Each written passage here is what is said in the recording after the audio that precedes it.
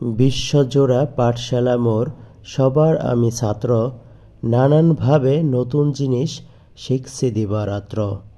উপস্থিত আজকের নবীনবরণ অনুষ্ঠানের সম্মানিত সভাপতি সাহেব, উপস্থিত আছেন অত্র কলেজের অধ্যক্ষ মহোদয়, উপস্থিত আছেন আজকের অনুষ্ঠানের প্রধান অতিথি, উপস্থিত আমার মাথার তাজ সমতুল্য সকল শিক্ষক মহোদয়গণ এবং উপস্থিত পল্লীর আঁকাবাঁকা পথ বেয়ে বেরিয়ে আসা সকল শিক্ষার্থীবৃন্দ, সকলকে জানাই শুভেচ্ছা, অভিনন্দন এবং সালাম।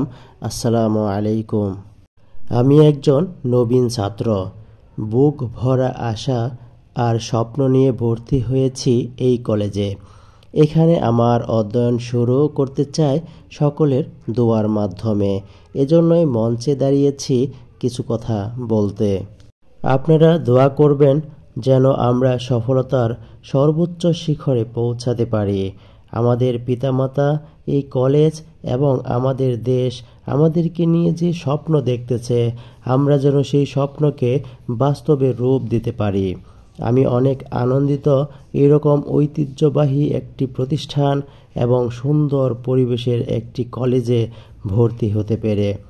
দীর্ঘ 10 বছর লেখাপড়া করার মাধ্যমে আমরা এই প্রতিষ্ঠানে ভর্তি হতে পেরেছি।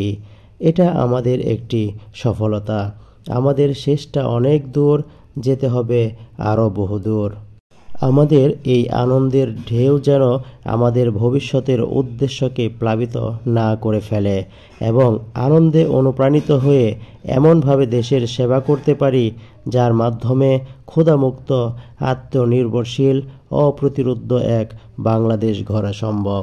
প্রিয় শিক্ষকবৃন্দ, হাজারো স্বপ্ন নিয়ে আমাদের পরিবার আমাদেরকে আপনাদের হাতে তুলে দিয়েছেন। আমরা ধন্য আপনাদের মতো মেধাবী ও অভিজ্ঞ শিক্ষক পেয়ে।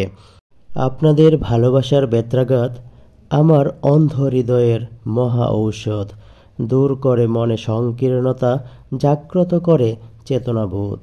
প্রিয় বড় ভাই বোনেরা, এই প্রতিষ্ঠান একটি ঐতিহ্যবাহী প্রতিষ্ঠান। আমরা এটার খবর আগেই শুনেছি। এতদিন তো আপনারা নিজের হাতে এই প্রতিষ্ঠানের ঐতিহ্য ধরে রেখেছেন। এখন আমরাও আপনাদের কাঁধে কাঁধ রেখে, হাতে হাত রেখে এই দায়িত্ব ভাগাভাগি করে নিয়ে এগিয়ে নিয়ে যেতে চাই আমাদের এই কলেজকে। প্রিয় উপস্থিতি, একথা অপরিহার্য সত্য যে মেধার সাথে যদি নীতিবোধ না থাকে তাহলে সেই হয়ে ওঠে ভয়ঙ্কর।